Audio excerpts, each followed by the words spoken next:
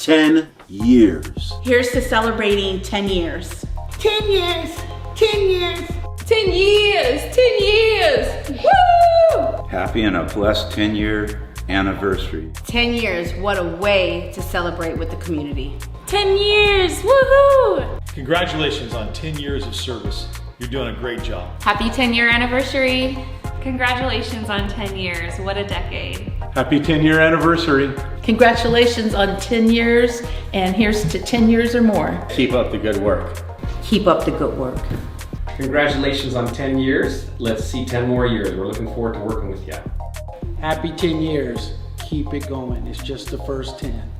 Yay, 10 years. The AAFCC 10 years, baby, you already know. We are also proud of you. Happy birthday. Hello everyone, welcome to the African American Family and Cultural Center 10-year anniversary. We are celebrating 10 years of resources to the community through collaborations. My name is Bobby Jones Sr. I am the Executive Director here at the African American Family and Cultural Center. Joining me is a pillar of the community, Mr. Ricky Hodges. Greetings, everybody. And I just want to say a big shout out to the person that was instrumental in providing us with this portrait, Mr. Clay Kennedy. May he rest in peace. And so we're here for our 10-year anniversary video. And so through this video, we will be providing information of just what has happened here at the African American Family and Cultural Center over the last 10 years. But before we get started, let's go over a little bit of the history. So Mr. Hodges, if you will, let's just kind of talk about how did this center become what it is today? Oh my, that's a big, long story, but I'll try to do it as shortly as possible. What I remember about how the center was put together was I used to work for Butte County Behavioral Health, and for some reason the state basically told us at the county that we weren't providing adequate services to the different cultures in the Butte County area, and that we needed as a agency to create a cultural competency plan and outlined some ways to increase services to the different cultural groups in our city.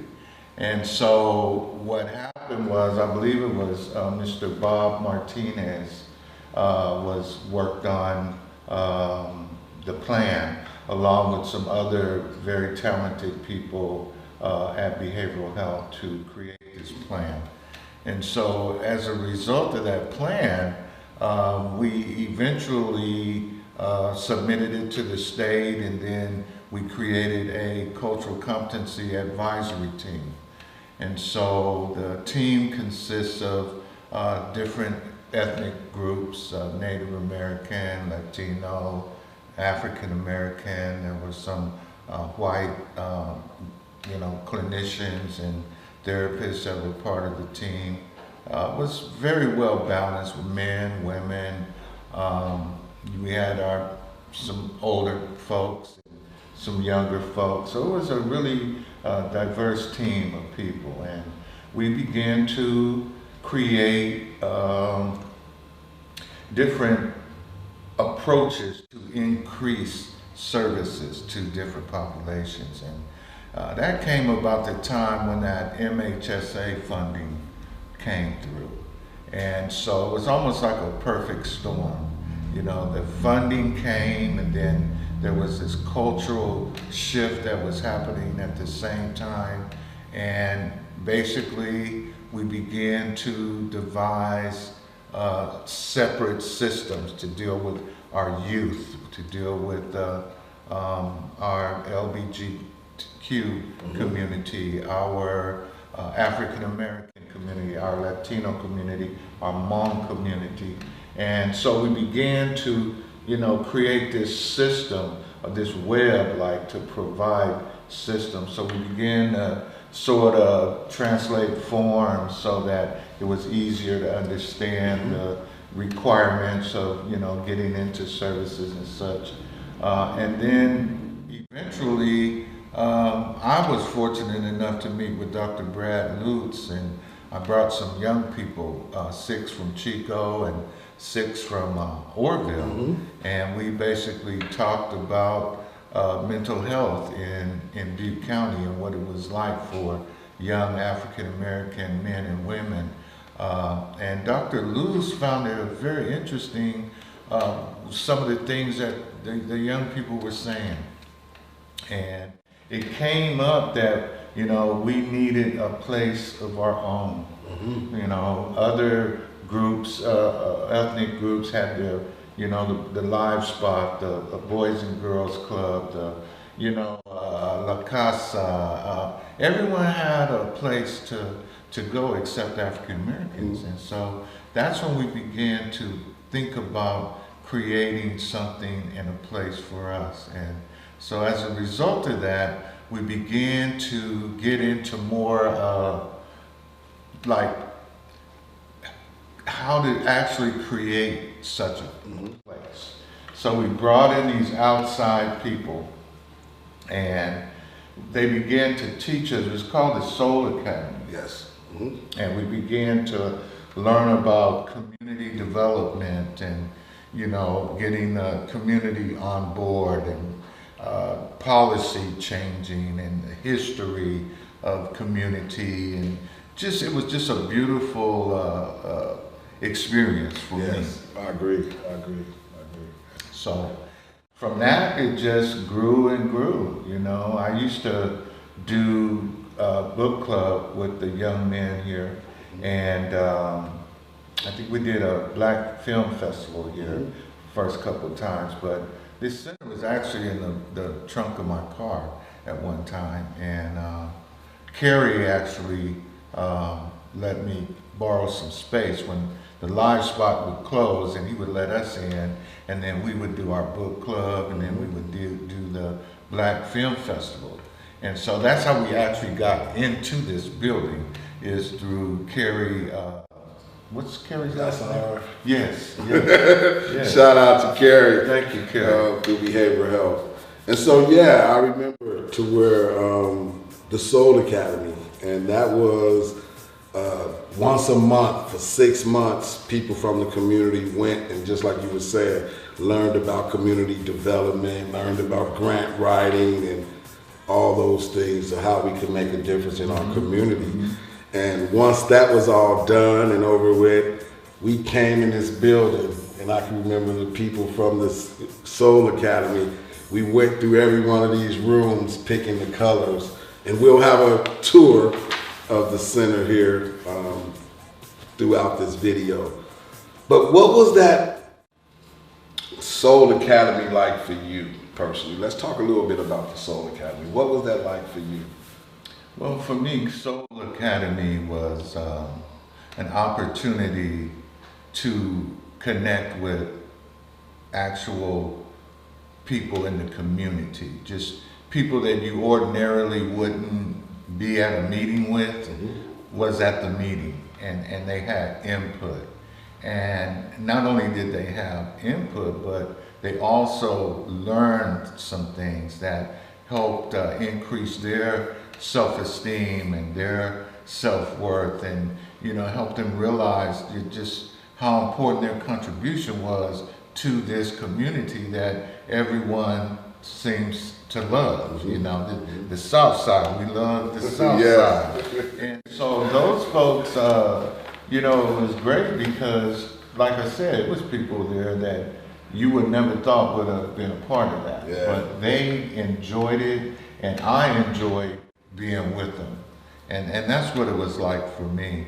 The history of community developing, the policy making, just the collaboration that you had to experience to make these things happen. So it really showed me how to just make a center like this, you know what I mean? Because it took a lot of people, and it took a lot of knowledge and information and money And it was just a lot of great people involved in this. I agree. And speaking of coming together, we got a video full of fun, laughter, sharing some events, some of our programs, but it's going to be speaking with people who collaborated with us over the last 10 years. So we're going to go into our first question. How long have you known about the African American Family and Culture Center? So we'll be right back. Before its inception, I was around during the dreaming about it, and I was hearing stories about the negotiations with the director of mental health. And I was recruited by Brother Clay to come be a part of some community meetings. That was before I was working with behavioral health. I was working at Children's Services at the time. They were looking for people that had been active in the Black community within the county. And so that's why Brother Clay approached me. I have known about the AAFCC since 2010 when I became the Behavioral Health Director for Butte County. I think some of the first people I met there was Sissy, maybe Bobby, don't really remember, it's been a little while. But I do remember the energy and the support and all the community discussions and stakeholder discussions that you were having to make the best program available for your community. I've known about the center since before it actually came to be. So it's the 10-year anniversary, so probably 10 and a half years. I was thinking about that question earlier, and I think I became aware of it from its inception. I've known about the center for the last 10 years, since it started opening. Oh, so we're back. That was some great stuff. That was some great stuff that people shared. What do you think? You know, I think that people really have taken notice of what goes on here, and the feedback is awesome. Awesome. Let's get into another question. How long has your organization or business been in collaboration with the African American Family and Culture Center? Well, probably one of the reasons it's here.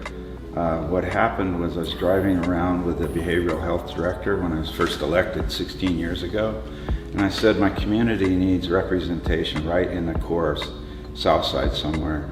We can't expect people to go get public transportation, go clear across the river to get the help they need, and I really desire something to being located here. And next thing I knew, here it was. We've been collaborating with the AAFCC for 10 plus years, ever since they opened up, and we have a collaboration where we provide some funding to help support the program and the activities that they provide. Behavioral health is actually the funding agent, so it's been a part of its inception. But I didn't come in as a part of an agency. I came in as a community member, someone that was known to work on whatever efforts could be created to uplift the Black community. We had a program in Chico run by a bunch of mothers called Nia Learning Academy that was particularly for children of the Black diaspora that could not find home in the public school system. And Clay was part of that process. So I think definitely during my tenure as sheriff, I've had a connection with and a collaboration with the organization, and it has been a real positive one through the entire time. We have been collaborating with the AAFCC since the beginning. The African American Family Culture Center was actually started as a Butte County contract with Youth for Change. And so we've been there right from the beginning, and we're so proud of everything that the center has grown into and how wonderful it is for the community. As Stream Charter School for the 7 years we've been in existence, but then I started doing a few things with AAFCC when I was principal at Central Middle School before starting Stream. United Way and the African American Family and Cultural Center have had a relationship, I think, pretty much since the beginning of the center. It's only been in the past couple of years, though, that we've really been more actively involved. And me personally, I was with other organizations in the past, very involved with African American Family and Cultural Center. Restoring Our Community has been in collaboration, I want to say approximately 4 years, as well as Helping Hand Services and United Domestic Workers, approximately 6 years. I just closed my business, but I've been in business for about 10 years, and I've given on occasion to this organization. Well, I have had this position since 2017, but I know that our collaboration goes way back before then.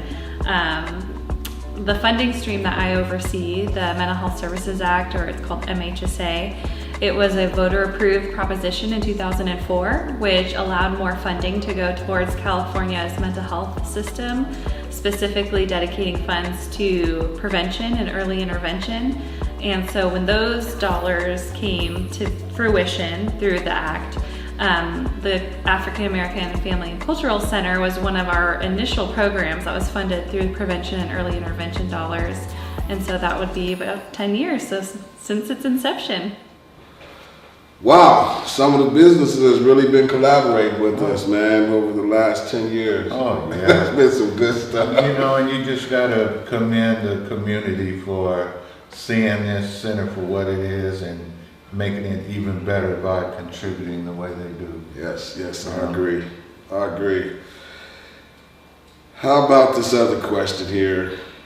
Is there anything we could do as an organization to enhance our collaboration efforts? Let's see what folks have to say. Just keep doing what you're doing. Just keep doing what you're doing. Just keep doing what you're doing. Continuing the great work that you're already doing. The organization's just great. Like I said, every time I come here, everybody's so welcoming and friendly. Not so much with COVID, there's not as many kiddos around, but before COVID, you'd stop by and there'd be kids playing or different events happening. So it's just really a wonderful place to come and visit, and all the great things that are going on in the community. You're in so many different areas of providing support to the community, not only mental health, but assisting with getting the 2020 census completed and the tax filing services you provide, and the support that really is outside of mental health, but just really fosters this community wellness. It's really priceless, and I think just keeping up that great work would be my suggestion. I think you guys do a great job in general. I think the more that you can get in front of the news, reporters provide stories about what your community activities are. I know Bobby he participates in a lot of our groups, and he's a co-chair of our cultural comp committee, participates in the Behavioral Health Advisory Board. I think you guys do a lot. So more of what you're doing, keep it up. We've had some conversations in the past about some things we could do together, and I think any way we can support AAFCC, we're always happy to find a way to do so. One example is we do a lot of technology at our school, so we've donated some Chromebooks and iPads to the center. We've tried to provide some tech support when we can. We've tried to always encourage students to come and be a part of the Each One, Teach One program. Anything we can do together, I think, is just going to enhance the community, so we're always happy to help. It's really hard with COVID right now to do anything different, really, but the center does a great job of doing outreach about what resources are available when you have events going on, opportunities for us to collaborate, and every time we've reached out with any opportunities, they've always been very receptive. I would like to see the AAFCC host a community organization meeting for all the nonprofits in this area to come together. We should come together, whether it's come together and discuss getting funding or utilizing funding on different components of a grant or something of that nature. And a prime example, sometimes I've heard people in the community say a lot of the organizations don't come together, or a lot of the churches won't come together. There's a saying, united we stand, divided we fall. If all the organizations focus and businesses focuses is on South Side, differences should be put aside and we come together for the betterment of the community here in South Side. I used to work here at the African American Family and Culture Center, and I was relieved of my duties. But I still collaborate with the African American Family and Culture Center because it's not about my personal issues, it's about Oroville, Southside community, the improvement and the betterment of this community. Wow, that was some good stuff about collaborations. What do you think, Mr. Hodges, when it comes to collaboration to provide resources to our community? How do you feel about that? Well, you know, they say it takes a village to raise a child, but it also takes a village to create good programs that provide to the people.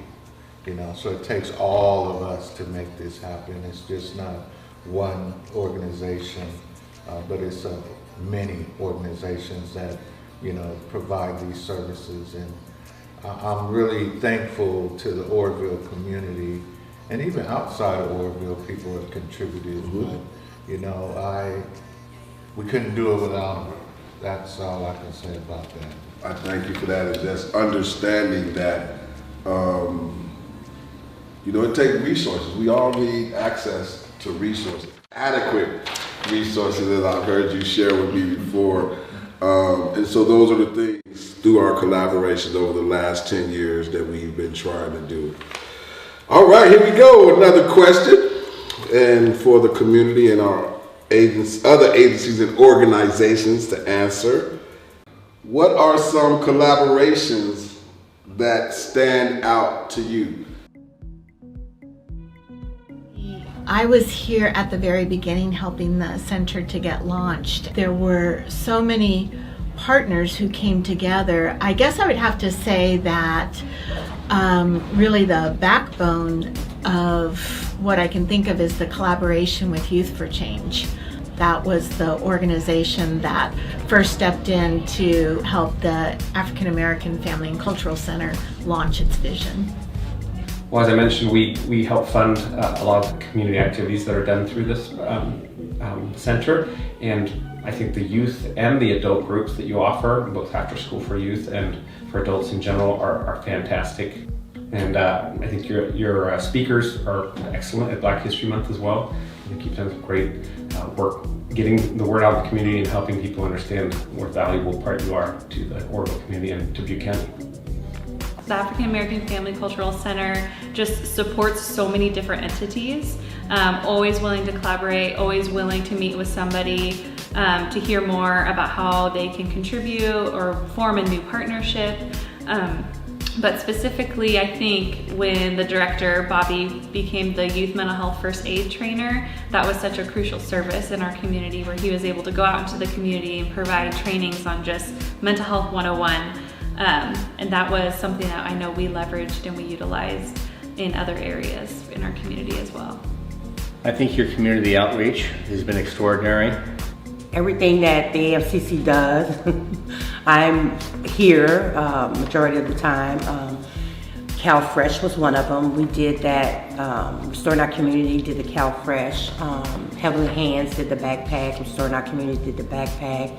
UDW did the backpack. And the biggest collaboration I did with them was for the Community Love Meeting.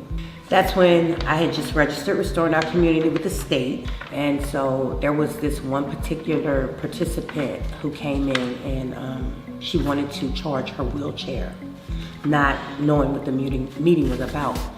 And so I remember Mr. Jones asking, what does love mean to you? Do you feel love?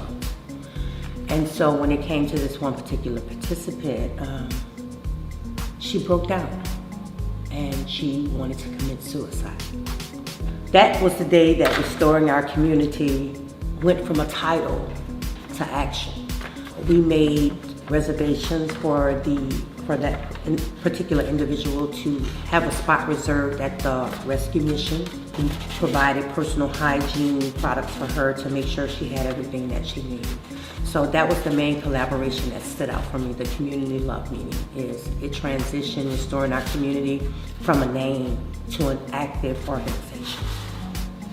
Well, I think the North State Equity Fund certainly is an important one that stands out to me, and that was something that the United Way developed in collaboration with a couple community foundations.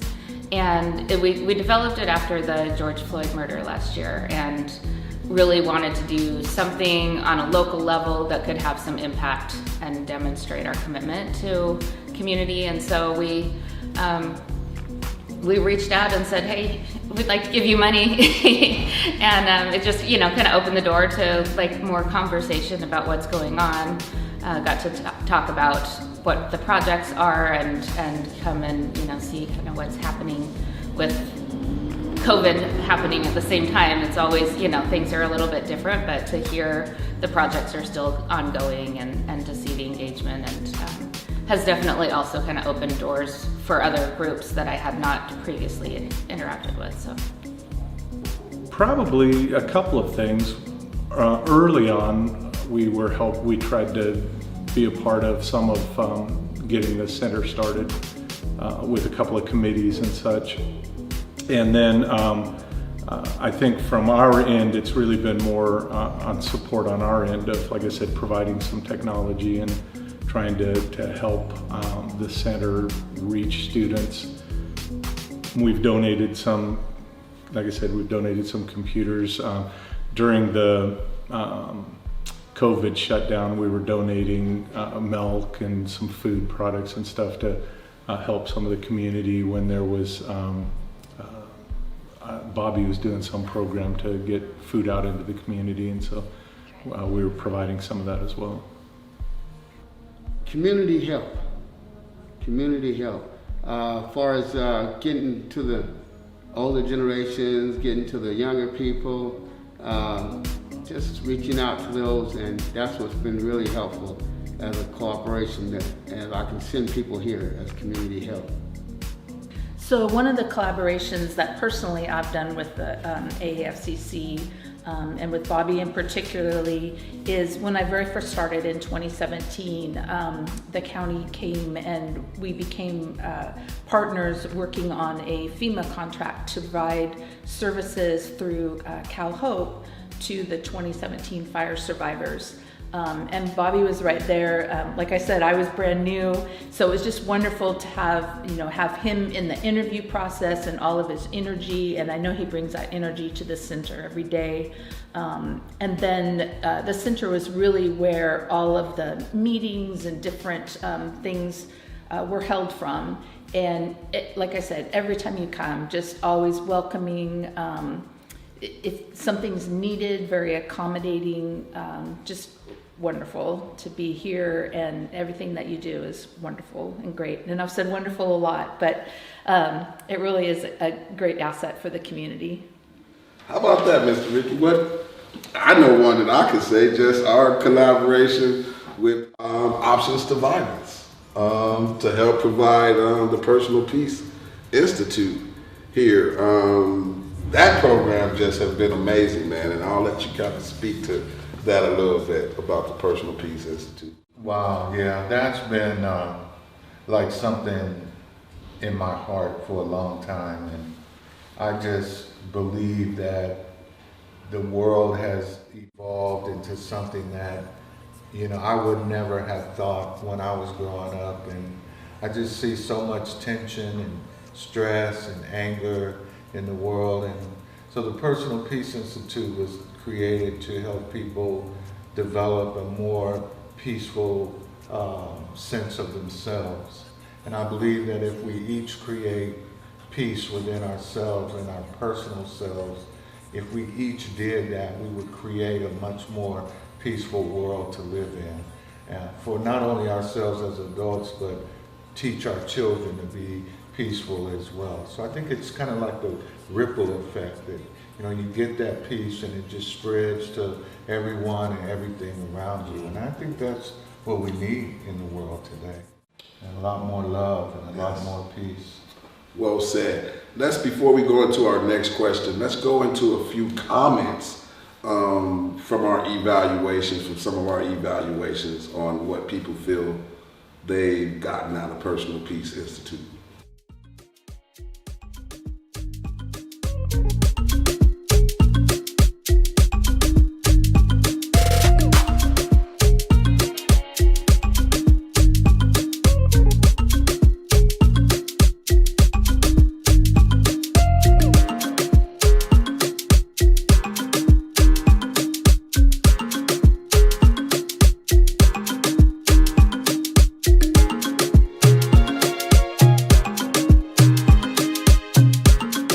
To me, having a center like this in my community is very empowering. It's very inspiring. Every day I get up to come to work and I feel just absolutely amazing. I've never worked with an all-black staff, and I think that's it speaks volumes to what we're trying to do here and to the times.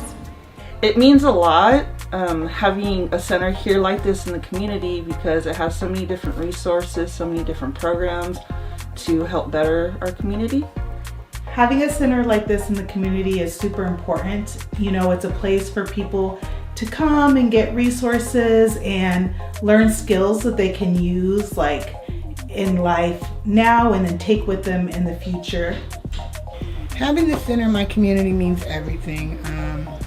I was very sad and devastated when I came home and the community just looked like it had been stagnant for years and nothing happening, no change. So having this come to the community has been a real blessing for us. What it means to me is that they're here for you. Lets me know that my community's here for me. Lets me know that if I need certain resources, I know where to go, and if they don't know, they know where to send me. So it means that the community is here for me, and there are safe places in Northern California, especially in Butte County, for Black people to come and be themselves. This is a golden opportunity to have something like this in a community. A resource like this, I don't think, I've never seen it in other places. I'm sure that there are centers like this in other cities in the country. This is a place that I think that, people really want to know about and take advantage of, because there's so much to offer here. When I heard about it, I was like, I want to know what goes on there. I want to get involved with what goes on there. I was really eager to come down here and find out, okay, what's going on here. I want to know what it is, and I want to get involved. I think it's a place that you know it's here, it's right near you. It means it's local, and you know some of the people that work there. You're more apt to come in and ask for help or take advantage of the services offered. It shows that somebody does care. The community, it's only going to come together when someone steps up and does something for their community. And this is what I feel like the American Afro-Cultural Center does, is that it reaches out. When you reach out, it shows that people matter. You just don't pass them by. You're just not here and with the door closed and only certain people can come in and they feel intimidated. But here you feel welcome. I've come here and I've done the Vita Tax layer, and I've been here, and and it's always positive. It's always a positive environment. I always feel welcome. Bobby, we have a great connect, and I think he's a great leader to this community center, and I think he's doing a great job. He supports other community members. He supports anybody that needs to be supported, that's going in the right direction. I've talked to Bobby. I've been on his radio station.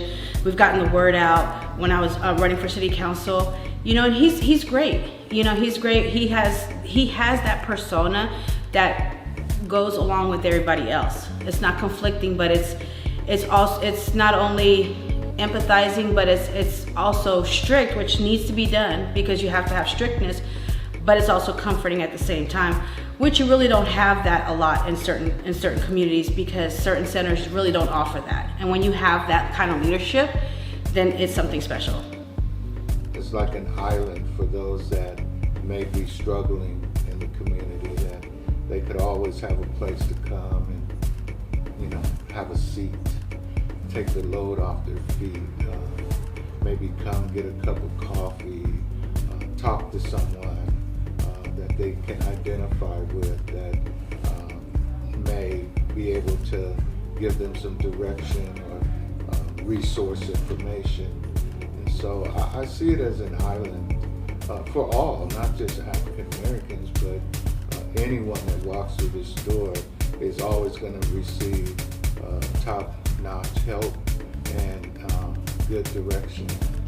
I'm really, really proud that our community has a center like this, and the thing that I have seen is the connection to the community and looking for ways to solve the problems at the lowest possible level to really get to the root cause of problems. That's the work that I see being done by the center, and that's why I think it's so important to have it here. Well, it depends on what community you're talking about. If you're talking about the Black community, I think it matters a lot. We're in a county that does not necessarily create or promote spaces specifically for Black folks, and sometimes folks don't feel comfortable going into other venues. So just having a space that's just for us has been pretty incredible. Having it in Southside Oroville is incredible because this community particularly has been so neglected for so long and oppressed. I remember the first time I got a ticket in Oroville was in Southside. And I remember another time I was doing services here, and I was just parking across the street and getting ready to come across and come in the building. And an officer stopped me and started treating me like I was suspect. It was just really offensive. You know, those circumstances just helped me realize how oppressive it can be here. You know, people just feel like that knee's on the neck, you know, just don't try to move left or right. So I think for the community at large, it's really important to know that there's a safe space to go for children to be, for seniors to come to, for women to come to, for young adults to come to, and just have someone that they believe is going to have a positive message for them, or just a listening ear. And it's not only specifically for Black folks. You know, we've welcomed everybody and anybody in here as long as they don't come with a hateful agenda, right? And they can just come in and participate. And so I think being a part of this Southside community has been incredible. It's an opportunity. Not everybody steps into that opportunity, but it's there, and they know it's there. The radio station, amazing. I was watching over the summer how some young folks were coming in with Bobby and I think it was Josh, and we're doing some, just having different discussions about different things, and there was so much, political upheaval and so much strife on the streets. And it was an opportunity for the youngsters to express themselves and to hear thoughts and expressions from other people. I am so grateful, I am humbled and deeply honored to be a part of the 10-year anniversary celebration for the African American and Family Cultural Center. You all have been here doing the heavy lifting and the work in our community for 10 years. My, how time flies. I just want to say we are so grateful for you. You have done all the work that any community could ask for. And I just want to tip my hat to Bobby Jones and Sissy Smith and all the hard-working, dedicated people that have made this such a great success. We are so thankful to have shared and worked with you on many projects in our community, local and beyond. We're thankful for the Easter egg hunts that we've had throughout the years, the Juneteenth Day celebration. We're thankful for the police meet greet. We're thankful for the Vanguard and other communities that have joined with you on so many occasions. And we are so grateful that you guys represent us in a mighty way. You are the bedrock of this community. You always reached out to meet the mental health needs of those that are standing in need. We're so thankful that you have gone out to our local community and certainly to our seniors and make sure there was not a lack in any area. For this, we're grateful. And to boot, we also have the opportunity to join in on KOYO and listen to our favorite music or our favorite topics that's being discussed, the local news, and if it's happening, you guys are asking questions. And we're just grateful, and we want you to know that we are here for you. We will always be here working together with you. And I can only imagine what the next 10 years and beyond is going to bring. For your great work and your dedication, and you're undergirding our community in so many different ways. We just want to say thank you for 10 years of service in our community. We are a better place because of you and your service. The African American and Family Cultural Center, we want to let you know that we love you, we stand beside you, we want to continue to be girded up with you, that we might go on and see what the future has in store for our community. Once again, congratulations on 10 wonderful, great years of service in our community. God bless you. Thank you for this time. And we're back. Whew, man, I might have to get my Kleenex underneath the table. These comments are just so touching. We just want to thank all of our collaborators, the folks that have just been working with us over the last 10 years here at the center. And right about now, how about we get into a little bit of some of our events that has happened here over the last 10 years.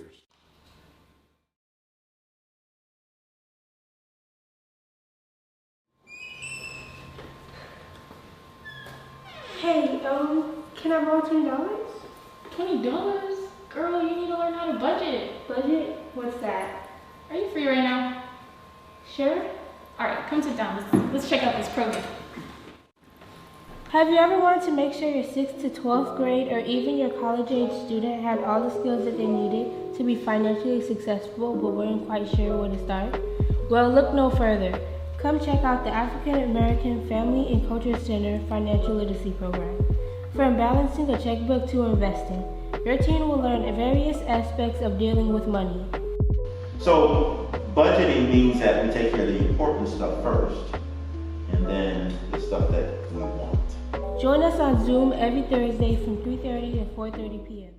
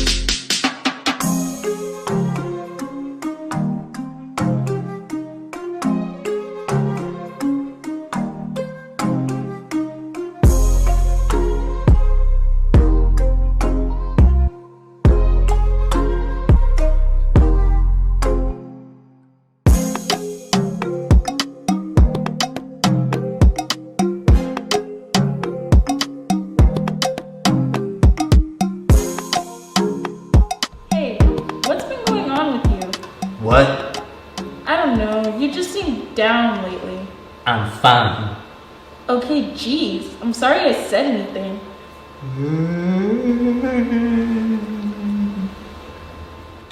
Times are tough right now, so let's try to find your inner peace.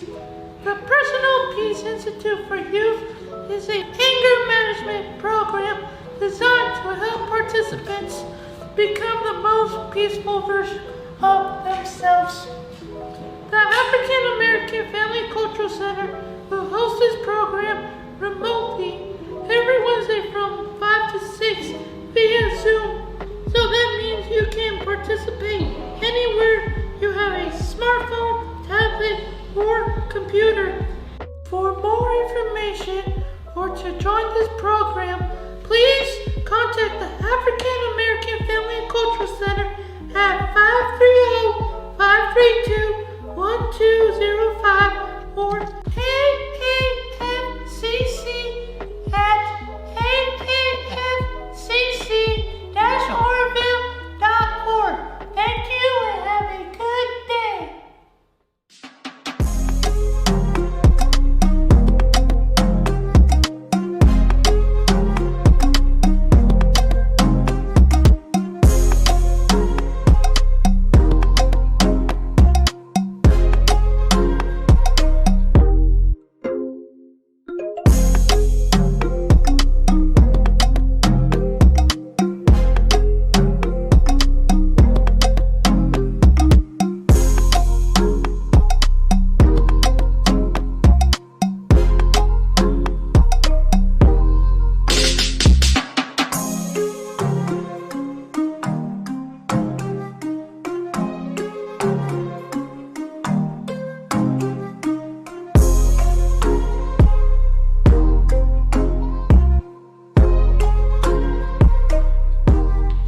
What do you think of those programs, man? Man, you know what? It's all basically was community driven. A lot of our programs was basically put forth to us by the community, and that's what they said they wanted here and what they needed as community members. So I think just having the staff that you have and the foresight to create these programs to provide to the community upon their request, it's just been a great thing.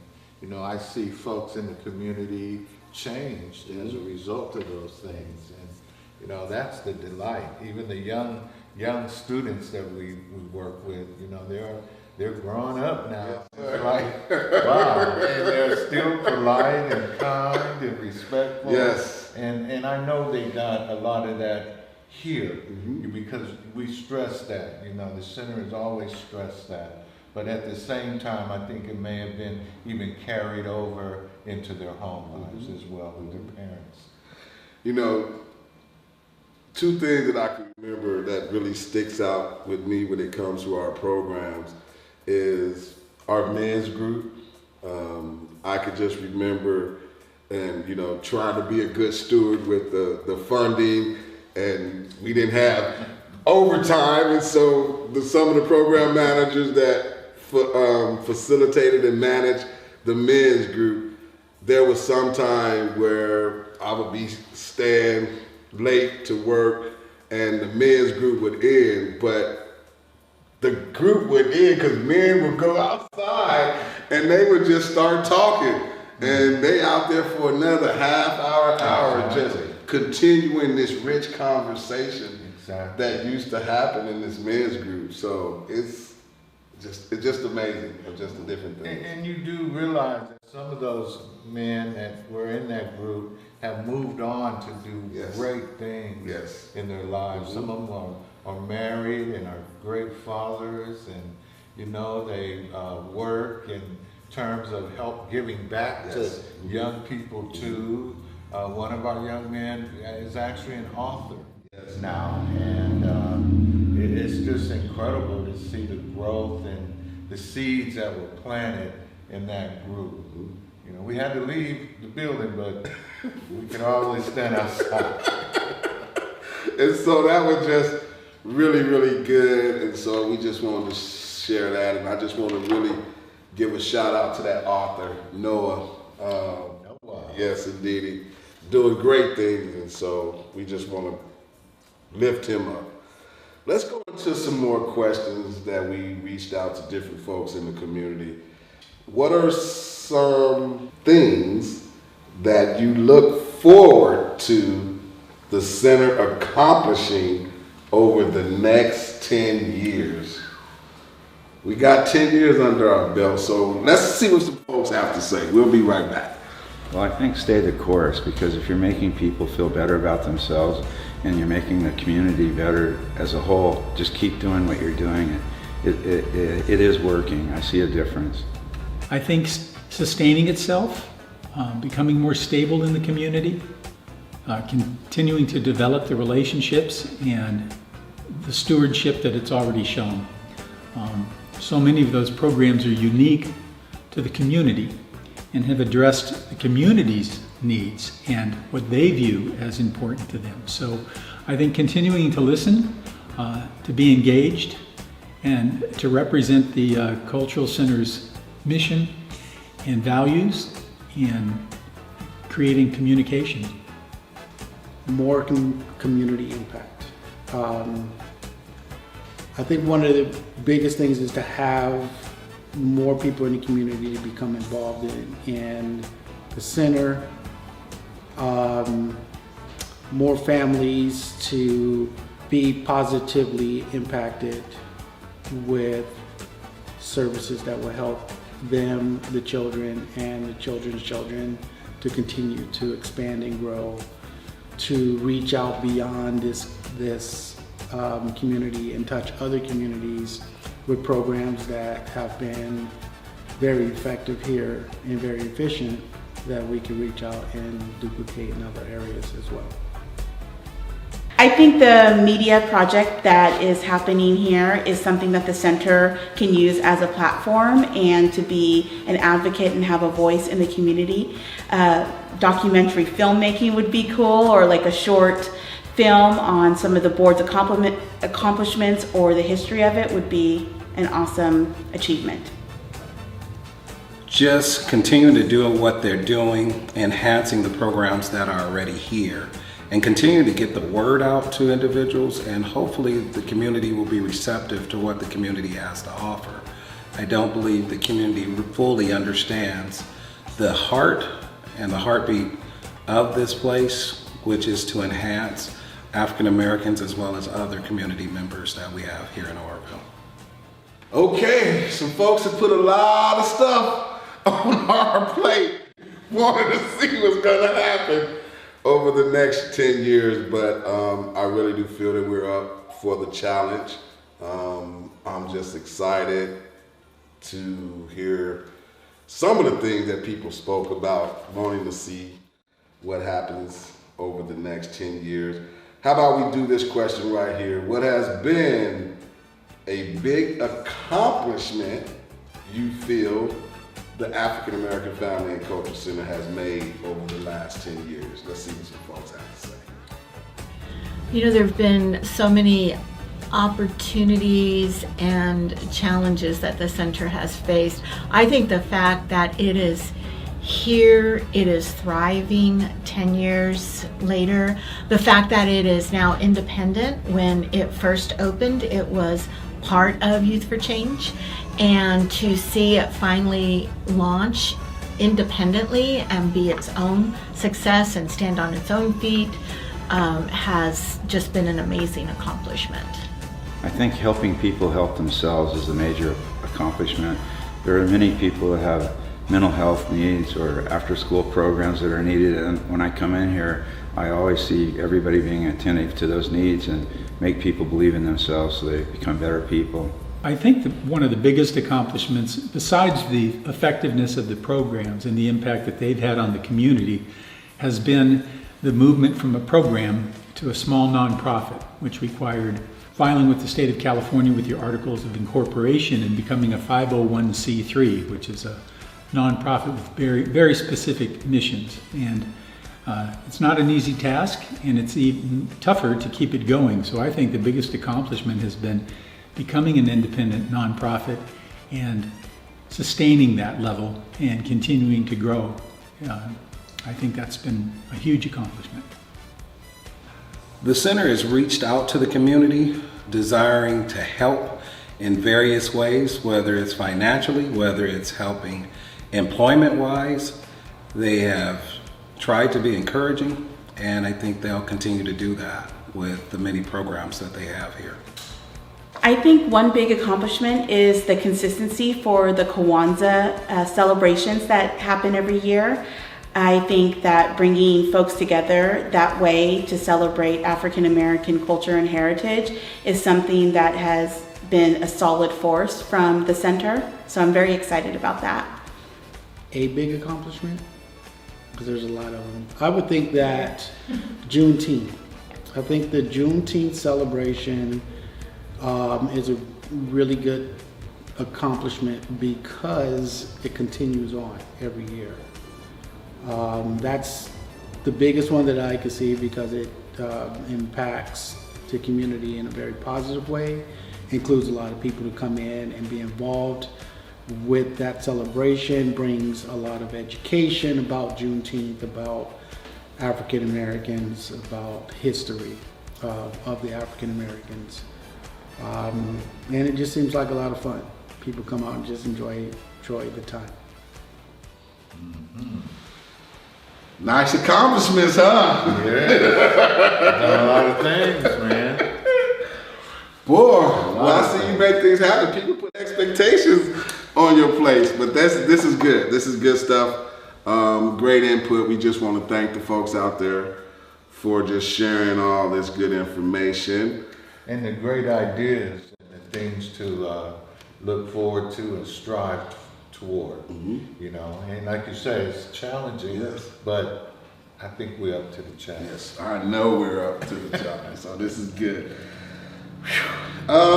Here's another one. But before we go into the folks and see what other folks said, what is one of your favorite things about the center? Are you saying just one thing? Oh, wow. I love the mission statement. That's my favorite thing about the center is the mission statement, because it was developed by so many people. And for so many people to have input on that one thing, it turned out so beautiful. Yes, and to me, I think that's the guiding principle of what we do here at the center. Yes, sir. That's the blueprint, as we say. Great, Mr. Hodges. Thank you. That was awesome. So let's see what other folks have to say.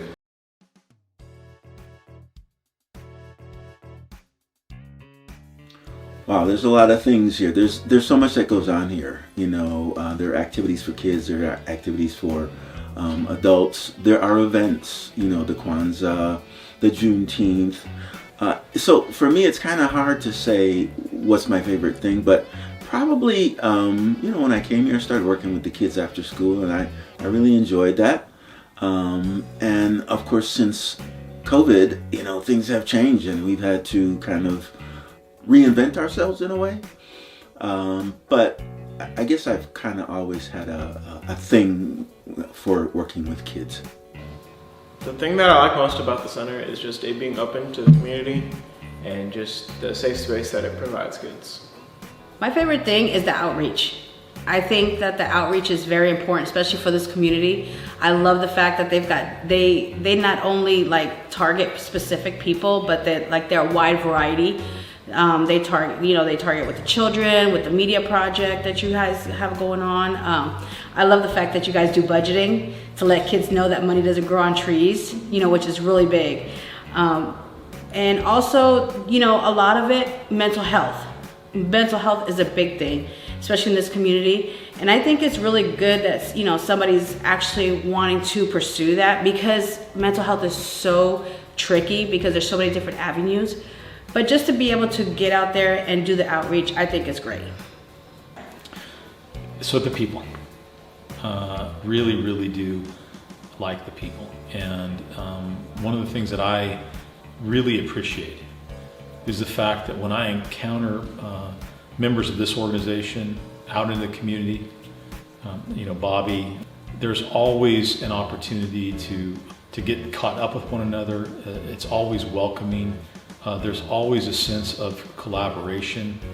There's always a feeling that we're trying to work together to make the community a better place. And I appreciate how welcoming they are to me whenever I come here, or whenever we're in the community working on things together. My favorite thing about the center is me. No, it's the KYO media, it's the kids, it's the people in the community that come in for services and help, and the bonds that I have formed with them, and the relationships, and just everything. My favorite thing, besides the people, as I mentioned, the different programs and the resources that we have for the community and its members. If I had to say something that was like tangible, I would have to say that. This is Clay Kennedy's picture that's on the wall. And I remember when he made the decision to put it up there. But it just embodies the spirit of family and love and embracing one another and caring for. But I think more globally, it's existence. I remember, I'm an old athlete. I used to play softball, baseball, basketball. And I had a coach once ask me, what's the most important thing about sports? And I thought I was cute saying, hope, because it builds character and team sport, you know, team player. And he let me go through all my answers, and he's like, Lana, it's the opportunity to play. And you know, Title 19 is the law that says that girls have to be afforded the opportunity to play in all school districts and systems. just as boys would. And yeah, girls needed to have that opportunity to play. But the same for the center. It's the opportunity to play. It's like we're here. The center is here. We have the opportunity to provide support and resources and a safe space and opportunity to come get a hug or a smile or a word of encouragement. So I think it's existence. That's my favorite thing. But there's so many wonderful things. You can just walk around and it'll make you smile. We're in this room today that has a strip around it as a part of the border. And one of our founding CAT members was Mac, and he was a part of the painting and putting the room together. But he helped us create a time capsule out of the stripping. So underneath all the stripping are names of people and their family members of that time when it first was developed. I mean, there's just beautiful parts throughout the center that is a part of its history and the history of those that have been a part of it. The community, the people coming in, my friends, the people I live with every day, and the fact that we're here to help people. That's my favorite thing. Yo Community Radio, I love the radio station, but I also love the men's groups because it gives the chance for men to come together and to be able to speak their truth and move forward in life and lean on one another. You know, we don't have that a lot these days, so to be able to have that in our community is a very positive plus for me. The radio station, I think that it's just a great way to learn about Black culture and to share our culture and also to educate people. Being surrounded by people of color, coming here and seeing all of the melanin is awesome. I love it. Okay. Whew. And we moving right along. So let's go into this one question. What is something that you would like the community to know about the center that you think they may not know about? Wow. That would be interesting. So I'm dying to hear what people have to say. Let's see. No. Because I would like to know too.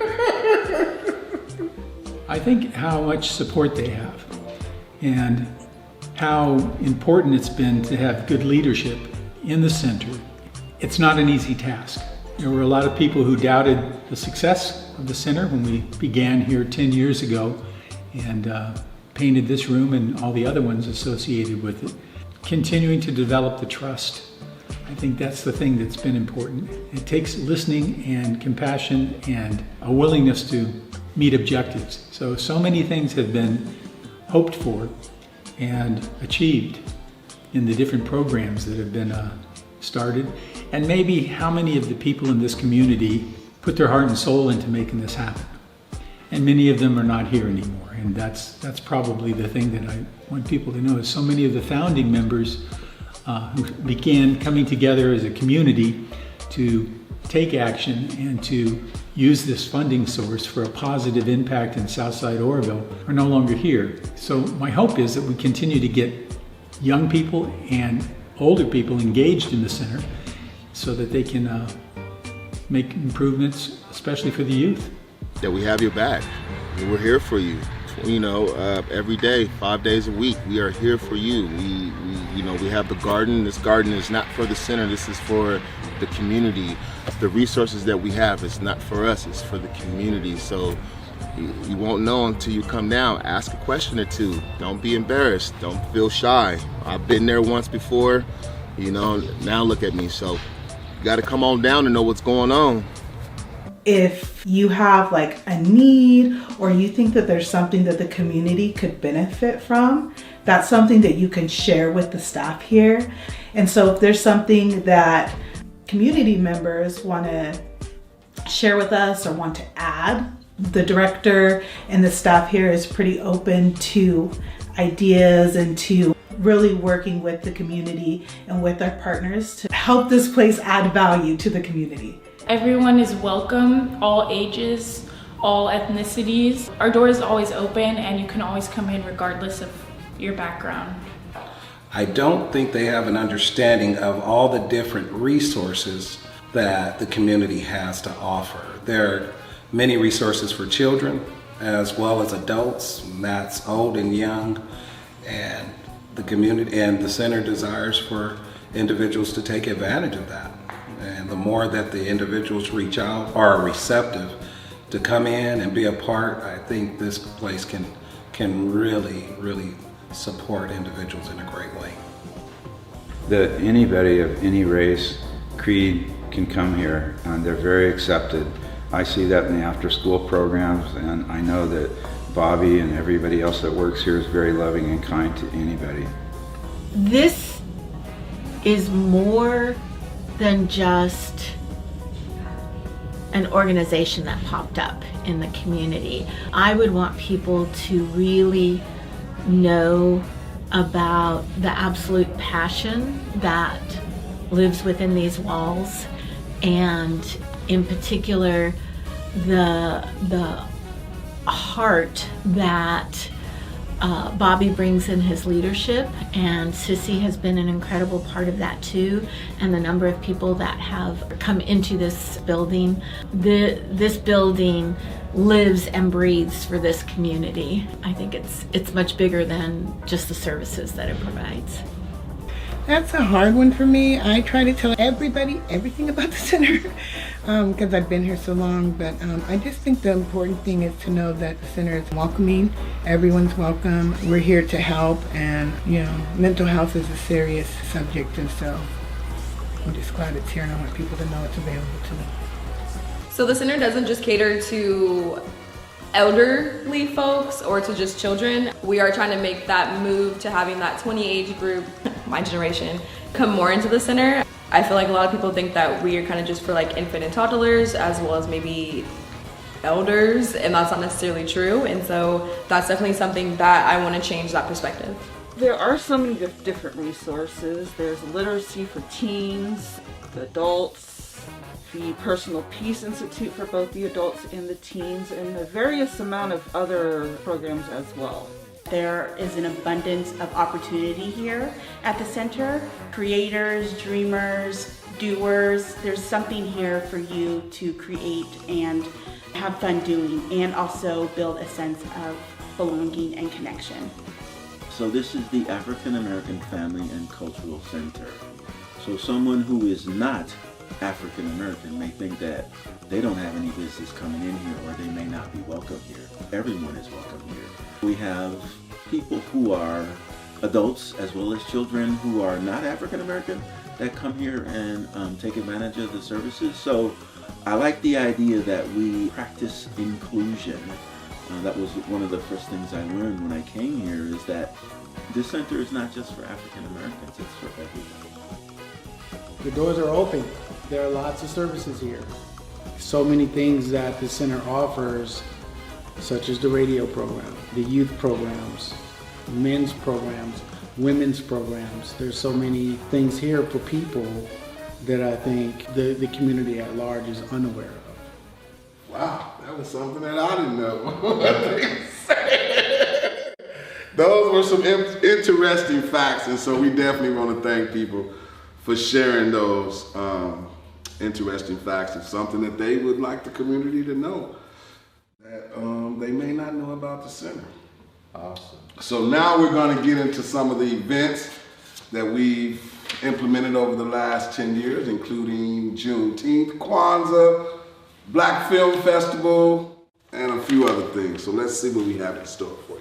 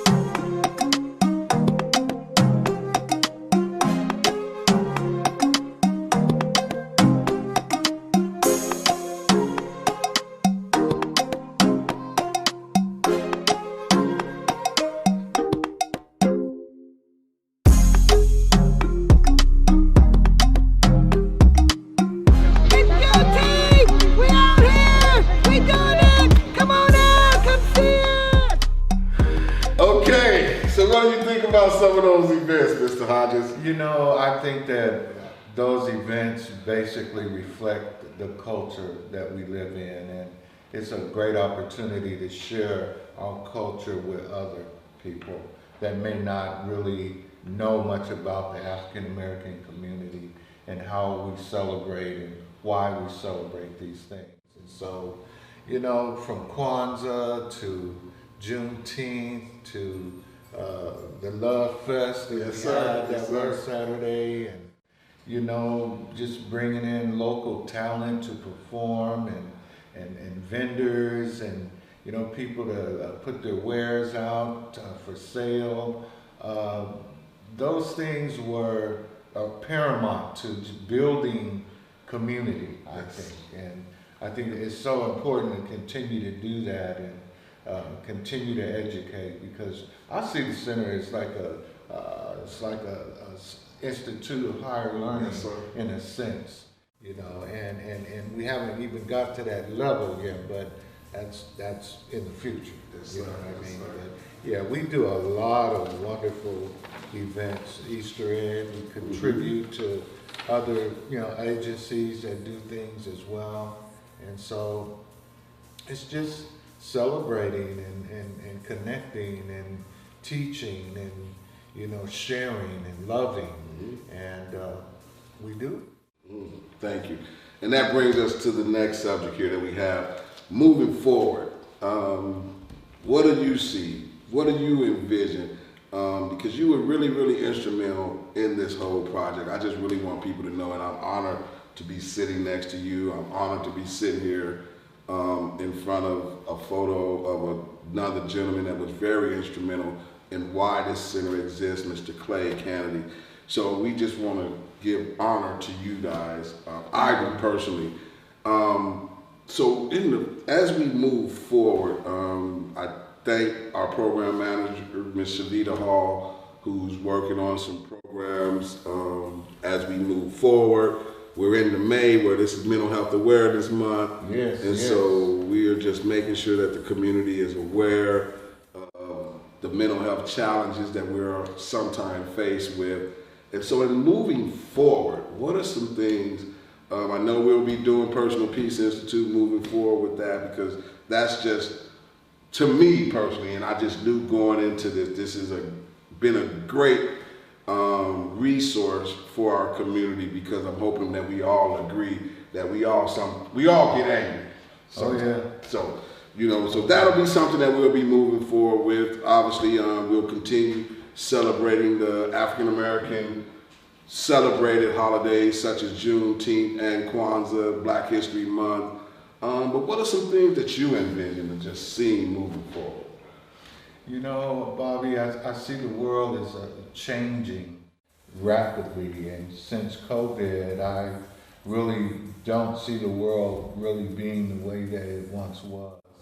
And I think that it's important that we adapt to this new world that we are living in terms of how to be healthy, how to be psychologically healthy, how to be socially healthy. And so to me, I think more focus on health and just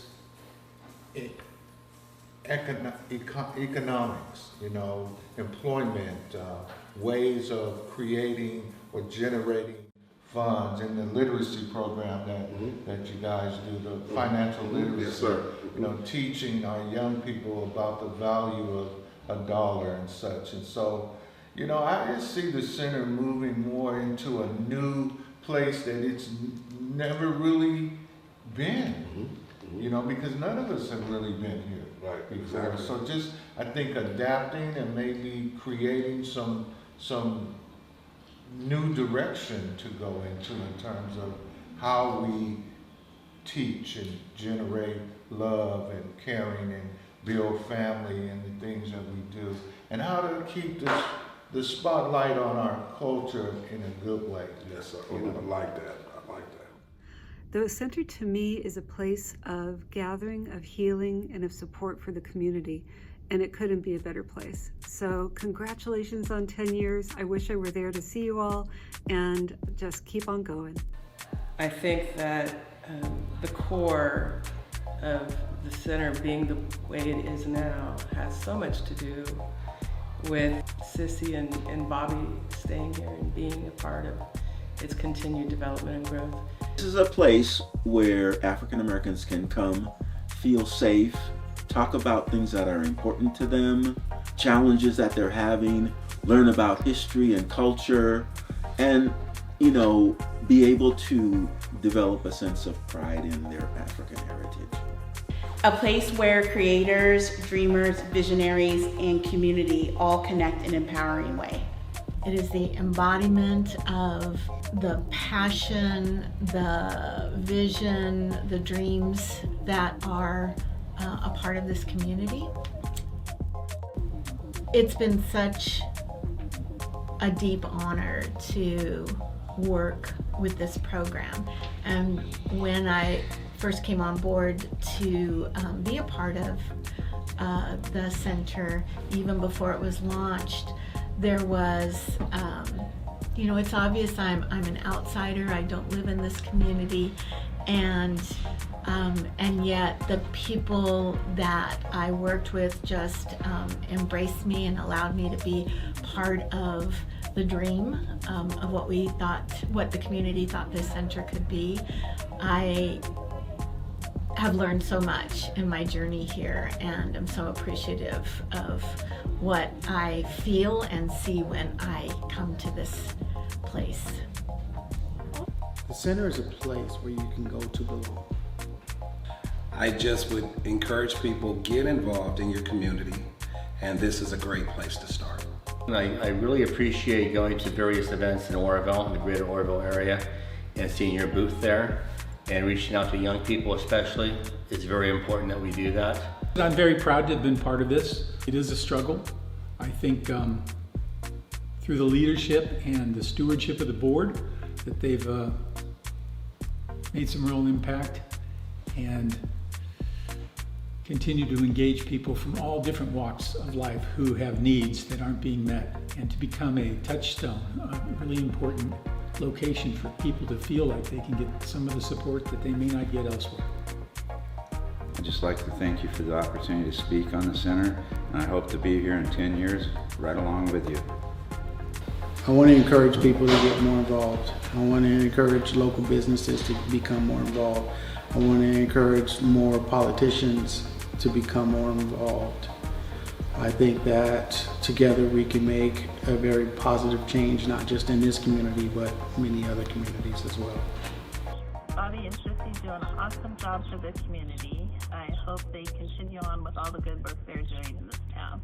One of the things Bobby told me early on that I really appreciated was his attempts to reach families by reaching out to kids. The way he put it was to raise our own, looking at how do we reach people that maybe don't have any reason to trust us, and show that we're, you know, there. I think that the African American Family Cultural Center had such a positive impact on my own personal journey. It really allowed me to have a voice in a way that I didn't think was possible. It's my home away from home. I come here every day and I love it. And the first day I came through the door, I felt nothing but peace, love, and I was welcome. A lot of people, they look at the building, but if they don't come in, they don't know what's behind the walls. You know, the center has a lot to offer to the community. If there's something someone needs and they come to the center and the center don't have it, the staff in the center is willing to go the extra mile to find whatever resources they need in order to give them the help that they're looking for. I am so very proud of the center, the staff, and all the good works that the center has done in the community. It's a source of pride for me, being one of the builders of the center, just to watch it grow and evolve into what it's become. I would also like to say that we're not finished. We still have a lot of work to do, and I look forward to that. Also, I love the fact that we bring on our young brothers and sisters to give them employment opportunities and training opportunities so that they can go out into the world and expand their lives and the lives of others that they come into contact with. So I'm just very proud of the center and just the ability that it's been able to endure the hardships, especially this past year with the pandemic and things like that. We've kept the doors open and we've continued to provide services, and that's just huge to me. I'll be glad when we return to full strength so we can begin to interact with the community in person. I think the digital process has been a good experience. I'm not real good with all of that, and thank you, Sister Shavita, for always helping me. But yeah, I'll be glad when we can get back to normal and be able to see each other's faces in person. And the clients do too. They're kind of wanting to get together and spend time together like we used to. You know, it's just a great support. If you're doing something positive, they're there to help you. They're there to support, they got your back. And I think that's great. And you know, technically, to tell you the truth, I can't wait to see what another 10 years does. Because if this is just a startup, I could imagine what's gonna keep going on in the future. Hi, I'm Mike Ramsey, Butte County District Attorney. I'm doing a shout out here today to Bobby and Sissy and all my friends down at the African American Cultural Center. And congratulations on your 10th year anniversary. Basically 10 years of fun, family, music. Don't forget Koyo, K-O-Y-O, 107.1 on your FM dial. And the cooking, the food giveaways, and certainly the celebrations of Kwanzaa, the Juneteenth there at Martin Luther King Park, and more recently the pandemic drive-in movies up there on the levee up by the municipal auditorium, and generally the all-around blessings that the center gives to the community in Southside. And I've been blessed and honored to collaborate with the AAFCC to do less domestic violence in our community, more anger management, more work on strengthening family, because that's the middle word there in the AAFCC, family, and that's pretty important to the whole concept of the center, and really work towards a more peaceful and blessed community. I was asked, can we sum up maybe in one sentence what the AAFCC means? And I think, quite frankly, that's best summed up in the last part of their mission statement. It's that it's a place where people convene, connect, and celebrate the essence of our community in order to bring about a healing and create prosperous, vibrant lives. Remember the 3 C's: connect, convene, celebrate. Community. And that's what is important, is our community. So come on down to the center, the African American Family Cultural Center. Thank you. Alrighty, so we done heard from folks. If people would like to support what we do here at the center, there's information on the screen on how you could donate or just get involved. We always are looking for volunteers, whether if it's through the radio station or helping out, file some paperwork, or working with the kids. Or the garden. Thank you. We've got a community garden. Woo, 10 years. There's just so much happening that I knew we was going to forget some. But yes, we have so much people to get involved in. And so we look forward to another 10 years. Once again, we want to definitely thank all of the organizations and agencies that have collaborated with us through these last 10 years. We want to definitely thank all of our sponsors, as you can see on the screen. And hopefully we'll all be here for another 10 years. Oh, yes. To just celebrate all the accomplishments and all the resources that we will continue to provide to the community through collaborations with other agencies and organizations. Thank you very much for viewing this video, and if you would like to contact the center, please do so with the information provided on the screen. And until, 2031? 2031. Come on, that's a long time. So anyway, we hope you enjoyed, and we look forward to hearing from you. Thank you. Thank you all. We're out.